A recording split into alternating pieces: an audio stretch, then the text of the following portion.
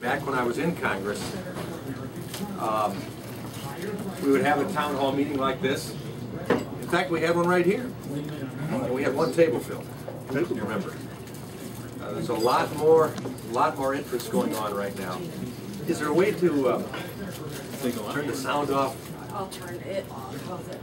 My wife has made me a rules boy, so when I read that, I can follow it. You're a good man, see? But we've had an increased interest coming from people who just want to hear the facts, understand what's going on, and they'll come to numerous meetings, whether it's me or Mark Schauer, if he'll hold one. You would come there too, I'm sure. Just have a chance to express your point of view or hear what he has to say. So thank you for taking the time, and I'll try to wander a bit. I don't know what would be the best spot to be, but we'll try not to stand at people's back the whole time at least. We're in the last 6 weeks of the campaign now, and I'm telling you what, you're probably glad getting to the point now, even with what you've been hearing on TV. It's been a long process. I know that I've been in the race for 15 months now, and so 6 weeks doesn't seem like too long of a route, but it is going to be intense. If any of you saw the poll that came out, Channel 6 news poll, it was recorded last night in the Jackson Citizen Patriot. I'm not sure if it made a Battle Creek Inquirer yet, but it pointed out that amongst other races, our race was there, and at this point in time, we're leading Mark Schauer. I say solidly because this district, it's going to be a close race. This is a swing district. It's not the conservative Republican district it used to be. The Democrats have removed a lot of our people, sent them other states to find jobs, and so it's changed a bit. But we are leading, and the most important thing is that when you get to the re-elect question, Mark Schauer has only been able to make it after almost, well, I think it's in fact surpassed it now with the new ads that have gone on. From Mark, from DCCC, the Democrat Campaign Committee, from AFSCME, which is Government Employees Union, and SEIU, which is Government Employees Union.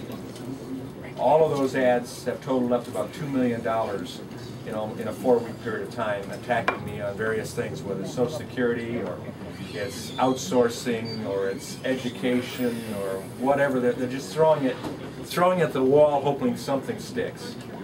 These same ads are being used in any other targeted Republican race in the United States. They're just cookie-cutter ads. The only things that change are the faces, and that's where cameras like this record my face and they put them on the screen. 38% at this time in the race for the incumbent, using Dick Morris's words in his book about this race, means you're a dead man walking. Now, the only way that changes with only a 12% undecided, and generally speaking, it's kind of like if somebody asked my wife, Sue, you've been married 36 years to Tim, how's it going? You think you're going to be together next year? And she says, I'll get back to you. That's not a good sign. And I asked her that very question. She says, you know the answer. I'm sticking with you. I'm going to make it painful for you, too. Mark Schauer, as the incumbent, in the majority party, welcome. Thank you. Guys, you can bring up chairs up here, too, if you want to join in. Come on up. Yeah, sorry to bother your meal there, but if you'd like to come on in, please do. 38% for Mark Schauer says that he's in great disfavor.